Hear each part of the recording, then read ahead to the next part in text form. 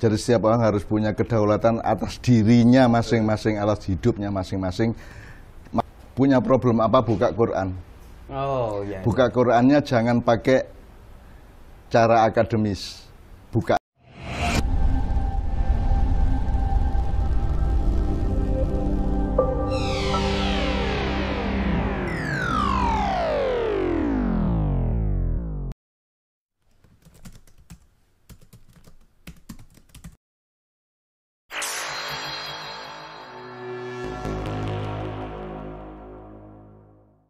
Assalamualaikum Mbah Nun. Waalaikumsalam warahmatullahi wabarakatuh. Helmi. Alhamdulillah. Sehat-sehat, Alhamdulillah Mbah lebih sehat dibanding sebelum pandemi dan lebih survive. Lebih survive, lebih sehat, juga keluarga juga lebih penuh semangat. Sebab manusia itu punya naluri, kalau ada bahaya dia lebih waspada. Kalau ada penyakit yang mengancam dia pasti lebih meningkatkan kemampuan bertahan dia terhadap penyakit, sehingga dia hasilnya adalah lebih sehat daripada kalau tidak ada penyakit, kan begitu. Okay. Itu naluri manusia. Ya. Makanya saya selalu mengharapkan teman-teman bukan hanya sehat tapi lebih sehat.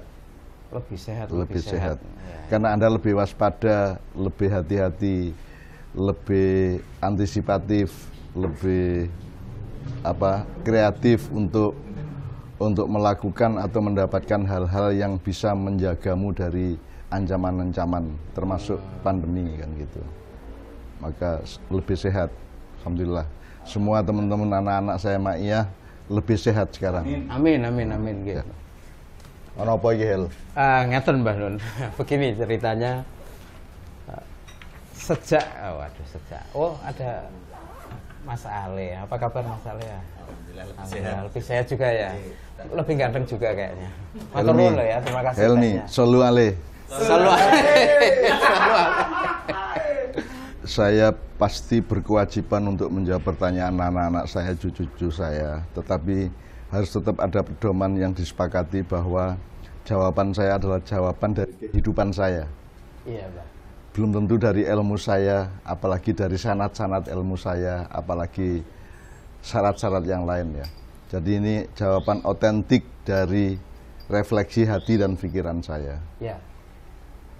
Jadi sebelum saya menyampaikan pertanyaan, saya mau curhat sedikit. Nggak, maksud saya begini. Ini kesempatan yang sangat baik di saat-saat seperti ini, karena Mbah Nun memberikan kesempatan kepada teman-teman untuk menjawab pertanyaan. Itu karena Mbah Nun sangat mencintai teman-teman, dan tentu juga teman-teman senantiasa mencintai Mbah Nun, merindukan Mbah Nun, sehingga ada kesempatan untuk mendapatkan respon atas pertanyaan Anda. Nah, kalau saya dan teman-teman ini kan malah sungkan nih mau tanya langsung sama Mbah Nun. Itu kalau saya punya masalah itu kita simpen dewe ya, ora enak. Kenapa? Khawatir nanti menambahi pikiran, beban. Jadi, sebenarnya setiap orang sebaiknya seperti itu karena saya bukan Tuhan, bukan Rasulullah. Jadi setiap orang harus punya kedaulatan atas dirinya masing-masing, atas hidupnya masing-masing. Maka dia oleh Allah juga akan dibukakan pintu untuk mendapatkan kedaulatan ilmu untuk menjawab problem-problem atau masalah-masalah itu. Jadi saya kan hanya salah satu terminal kecil, gitu. Teman-teman, terima kasih Anda sudah mengirimkan pertanyaan yang itu juga tentu mencerminkan pergulatan di dalam pikiran teman-teman yang ingin mencari suluh atau mencari sedikit panduan dari Mbah Nun untuk Anda berjalan lebih jauh dan menarik sebenarnya. Kalau yang paling gampang itu punya problem apa, buka Quran. Oh ya. Buka Qurannya jangan pakai cara akademis, buka aja dengan hati ikhlas, dengan hati berharap kepada Allah, buka aja. Merem gitu misalnya. Iya, merem set gitu. Biak gitu. Nah, nanti kan ada mekanisme berpikir, merenung, analisis, komprehensi, dialektika dan seterusnya di pikiran kita, sehingga nanti Allah akan membimbing kita menuju tetesan atau akik dari solusi itu, kan gitu. Oke. Jadi kita bikin Ma'iyah ini tidak untuk mendapatkan pengikut, tetapi untuk membangun sebisa-bisa mungkin manusia yang punya kedaulatan, yang mandiri atas dirinya sendiri, sampai ke tingkat aksani takwim, sampai ke tingkat insan kamil pada suatu hari untuk dirinya masing-masing, sehingga dia tidak lagi mengeluh tentang negaranya, mengeluh tentang pemerintahnya, karena dia sendiri memiliki perspektif kehidupannya dengan Allah, dengan Rasulullah, dengan alam semesta dan sesama manusia. Jadi negara menjadi sekunder, pemerintah dan dunia menjadi sekunder, karena yang utama adalah hubunganmu dengan Allah. Nah, hubungan dengan Allah ini nanti kan urusannya hisab. Hisab, gitu. Dihitung, di total, muhasabah, totalan. totalan. Nah, hisab ini dalam terminologinya Allah, dalam idiom yang dicungkan oleh ayat Allah, bukan sesuatu yang akan menjadi resiko dari hidup kita, tapi bahkan harus menjadi sesuatu yang kita mengharapkannya. Karena kita nanti dihisab oleh Allah itu bukan hanya kita mendapat resiko, tapi kita memang mengharapkan itu. Yarjuna. Kita mengharapkan hisab, jadi kita sangat butuh hisab Allah. Nah, hisab Allah itu tidak kepada hasilmu apa, kamu sarjana atau bukan, kamu telah melakukan apa. Yang dihisab oleh Allah adalah satu, ketepatan niat kita dalam hidup ini. Nomor dua, kamu sudah getih atau sudah berkeringat sejauh apa, sedahsyat apa, setotal apa untuk menjalankan hubunganmu dengan Allah itu dalam kehidupan, kepada alam maupun kepada sesama itu manusia. Juga berlaku misalnya di dalam orang mencari ilmu juga getihnya itu juga ini kan di surah An-Naba kan Allah mengatakan innahum kanu la yarjuna hisaban. Sesungguhnya mereka tidak mengharapkan, tidak mendambakan hisab. Meskipun terjemahnya di sini tidak takut kepada hisab. Tapi saya menerjemahkannya layar juna itu artinya yarju itu kan ngarep-arep. Jadi kita itu ngarep-arep. Bukan kita terancam oleh hisab Allah, tapi kita memang mengharapkan hisab Allah. Sebab karena kalau kamu berbuat baik 10, belum tentu umat manusia mengakui 1 dari 10 itu. Bahkan dari 1000 belum tentu baikmu itu diakui manusia. Sementara manusia punya tradisi kalau kamu jelek 1 kali, itu diseribukan oleh umat manusia. Kamu dirasani, kamu dikutuk, tidak habis-habis, kamu di ngersulani apa dipaido atau diapapun, digeremengi, dionek-onek, dimaki, dibully, di segala macam, hanya dengan 1 kesalahan, tanpa mereka mau memperhatikan 900 kebaikan yang kita. Sementara kalau Allah, dzarratin khairayarah, satu serbuk kecil, 1 padi nek cara Jawa, padi sak gelepung kebaikan itu Allah menghitungnya. Makanya hisab Allah, perhitungan Allah atas hidup kita itu bukan ancaman yang menjadi resiko dari hidup, tetapi sesuatu yang justru kita harapkan. Bayangkan kalau nggak ada hisab Allah kan, wong manusia tidak bisa melihat kita benar-benar kok. Kita kan manusia kan cenderung tidak adil, cenderung curang, cenderung tidak bisa objektif, cenderung tidak lengkap pikirannya di dalam melihat apa-apa. Nah, kalau Allah kan detail dan sangat lembut. Dia agung tapi juga lembut. Jadi agung itu artinya melingkupi semua yang pernah kita perbuat dengan segala komprehensi maknanya. Tapi Allah juga begitu lembutnya. Jadi lembut itu satu jenis kebesaran, satu jenis keagungan. Karena kuen duwe ati apa sithik wae Allah ngerti dan Allah menghisapnya kan begitu. Nah, maka selalu himpunlah niat-niat baik, itikat baik, tekad-tekad yang baik dalam hidupmu. Syukur Allah ngijabahi untuk supaya kita mampu menjadikannya perbuatan dengan tangan kita, kaki kita, mulut kita dan semuanya. Kalau tidak Allah sudah mencintaimu karena niat baikmu itu kan gitu. Hel. Jadi pertanyaannya piye kuwi? Do takon apa? Judul apa piye? Wah, nah itu nanti itu edisi khusus yang lain lagi, Mbak. Oke, ya ini ada pertanyaan yang pertama ini, Mbak. Dari YA. Assalamualaikum, Mbak, saya mau tanya, kenapa semua spesies manusia itu dibatasi pemikirannya? Kenapa spesies manusia tidak tahu ujung alam semesta? Saya sangat yakin akan adanya Allah Subhanahu wa Ta'ala. Kemudian yang saya mau tanyakan lagi, ini semua itu apa toh, Mbah? apakah semacam kerajaan? Kenapa kita tidak bisa melihat pasukan langit seperti malaikat dan lain-lain? Rasa ingin tahu saya itu sangat besar, Mbah. Alam semesta aja hanya bagian yang sangat kecil. Nah, jauh di sana itu apa? Dan ini semua itu apa? Pitakonannya apa ya? Iya, iya.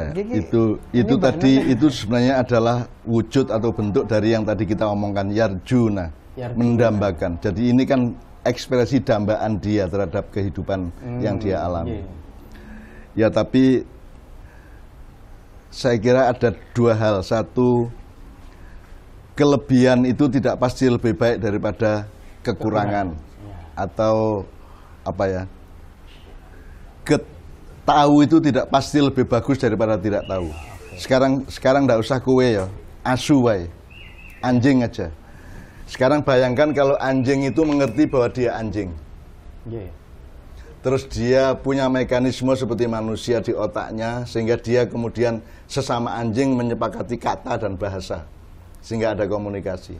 Sekarang kalau anjing sampai ngerti dia itu anjing, kuwi kan menungso kabeh lak dicakoti kabeh, dijuwe kabeh, karena manusia ini sudah terlanjur berabad-abad lamanya menjadikan anjing sebagai lambang dari kekurang ajaran, lambang dari keburukan, kejahatan. Jadi nek ono bocah piye-piye di ono asu bajingan kan gitu kan, anjing lu kan gitu, itu kan seolah-olah anjing itu begitu buruknya. Nah, untung anjing tidak tahu bahwa dia anjing. Kalau anjing sampai tahu dia anjing, kemudian manusia menggunakan kata anjing untuk memaki-maki satu sama lain. Terus kalau ada anjing se-Jogja, se-Indonesia kumpul demo di alun-alun depan keraton atau di depan kantor gubernuran, kan kita susah. Jadi kalau anjing tahu bahwa dia anjing, kalau kambing tahu dia kambing. Kurban, misalnya mau hari raya kurban, kambing se-Jogja kumpul semua dan melakukan perlawanan kepada semua yang akan menyembelih kambing. Itu kan susah. Jadi Allah itu maha indah di dalam menciptakan level-level, tataran-tataran. Kan kita sudah belajar bahwa kalau batu ya batu, tanpa dia tidak punya alat untuk tahu bahwa dia batu. Batu tidak tahu dia atos apa tidak. Air juga tidak tahu dia lembut apa tidak. Daun juga bahkan binatang pun di atas itu ya. Binatang pun tidak tahu bahwa dia binatang. Nah, manusia diberi alat untuk mengambil jarak dengan dirinya dan alam. Kemudian dia diberi alat untuk memahami sesuatu, untuk merumuskan sesuatu sehingga tercipta bahasa di antara mereka. Nah, pertanyaannya anak saya tadi, si Aye tadi, itu adalah pertanyaan kalau dari sudut negatif kita sebut itu rakus. Engko nek dhek ngerti tenan karo Gusti Allah dibuka ke tenan, dikasaf tenan ya. Belum tentu siap juga mungkin. Belum tentu siap dhek. Engko kowe rabi ngerti atine bojomu modar kowe. Utawa bojomu ngerti kowe turu karo dhek ning uteke nang cawe wedok liya, kowe bayangin kalau manusia punya pengetahuan sampai ke tingkat itu akan terjadi kemusnahan karena akan terjadi benturan-benturan yang luar biasa. Jadi menurut saya keterbatasan yang dimiliki oleh manusia adalah rahmat Allah yang luar biasa. Untung kita tidak tahu. Untung kita hanya bisa melihat ke depan, kita tidak bisa melihat ke samping. Selama ini orang menyangka bisa melihat ke belakang, tidak bisa melihat ke belakang. Kalau Anda noleh ke belakang, itu Anda tetap melihat ke depan toh. Begitu gini kan ya sana depannya sana. Kalau saya gini depannya sana, saya sana depannya juga sana. Jadi untung manusia hanya punya satu arah. Kalau Allah kasih kue ndelok rono ning ngerti ale lagi ngopo kan kerengan toh. Kerengan toh. Jadi Allah meminimalisir sumber konflik di antara manusia. Kalau misalnya gini, ini kan tadi ada yang disebut kasaf atau makrifat. Artinya kalau kita boleh mendambakan makrifat atau kasaf, itu sebatas atau sejauh apa? Atau kasaf atau makrifat tentang ya, apa, Mbak? Kuncinya atau parameter utamanya manfaat. Manfaat. Ya? Anda mau sampai ke tingkat makrifat ke level berapa, itu tidak ada masalah asal outputnya makrifat. Kita kembali ke tadabbur. Kita kembali asas manfaat. Jadi untuk apa? Sama dengan sekolah atau makrifat itu. Waktu SD kamu tahu ini, SMP tahu itu, SMA tahu lebih luas lagi. Tapi itu kan parameternya bukan tahu ndak tahu, parameternya adalah manfaat apa tidak manfaat. Manfaat itu artinya kamu tidak mengganggu siapa-siapa, kamu tidak mengganggu kehidupan, kamu tidak merendahkan manusia, kamu tidak melakukan hal-hal yang menegasikan takdir Allah kepada itu. Jadi kalau mungkin bisa disarankan atau direkomendasikan kepada teman kita ini, yaitu next selanjutnya apa yang mungkin perlu dia lakukan terhadap satu secara rohaniah, bersyukur terhadap apa saja yang Allah kasih, sebatas apapun, angka berapapun, mau 7, mau 8, mau 9, mensyukuri. Nomor 2, menemukan bahwa yang terbaik adalah yang kamu tahu itu. Kalau kamu tahu lebih dari itu, mungkin itu sudah akan menjadi ancaman bagi hidupmu. Seperti yang saya contohkan. Iya, seperti suami mengerti hati istrinya, istri mengerti hati suaminya. Apalagi seorang istri di rumah, suaminya pergi ke kantor dan istrinya bisa ngelihat langsung suaminya tadi langsung ke kantor apa belok-belok. Itu bayangkan luar biasanya chaos di antara manusia. Kayak ngelatih senam pora. Ya toh? Kowe bojomu ngerti coba piye kowe? Berat toh kowe. Jadi menurut saya nomor 1 bersyukur, nomor 2 dia mencoba memohon kepada Allah agar supaya yang ada pada dia yang Allah berkenan dengan batas-batas yang dia ketahui sesuai dengan kehendak Allah itulah yang terbaik untuk dia. Nah, sekarang di dalam yang dia tahu aja, coba dia tanya yang ketiga ya, apa benar-benar dia tahu? Coba saiki jawab, apa to bedane rasa asin karo rasa legi? Apa bedanya rasa asin dengan rasa manis? Coba jelaskan dengan kalimat. Piye kuwi? Angel ya, susah ya. Nggak bisa. Yang itu kan harus empiris dan harus gini loh manis itu. Oh itu manis, oh iya itu manis, semua merasakan ya itu manis. Tapi kalau kamu harus menjelaskan manis itu begini kepada orang kan nggak bisa. Karena kata manis atau rasa manis itu tidak bisa diwakili oleh kebudayaan, tidak bisa diwakili oleh bahasa, tidak bisa diwakili oleh kata atau apapun. Jadi jangan dipikir kamu sudah tahu apa yang kamu pikir ada di dalam pengetahuanmu. Jadi pertanyaan pertama ini tolong ya, poin ketiga adalah jangan dipikir kamu sudah tahu apa yang kamu pikir tahu itu. Harus waspada ya. Wis saiki jangan, ndak usah ini, sudah. Kowe ngerti to njarem. Nek sakit itu kan ono njarem, ono cenut-cenut, ono perih, ono linu, pegel. Dan itu semua adalah pencapaian kolektif bangsa Jawa. Sebab kalau orang Melayu, orang Thailand, orang Inggris, orang mana kan tidak ngerti jarem iki apa. Dan tidak bisa Anda menjelaskan jarem piye. Mereka kan cuma punya satu kata hard. Sakit ngono gitu. Marot, sakit. Ning wong Jawa kan iso lembut bedake lara ki cenut-cenut apa perih apa lara weteng ya senep.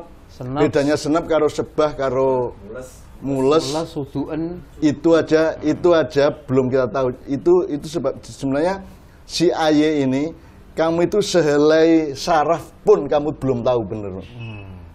Sebab kalau jarum itu begini.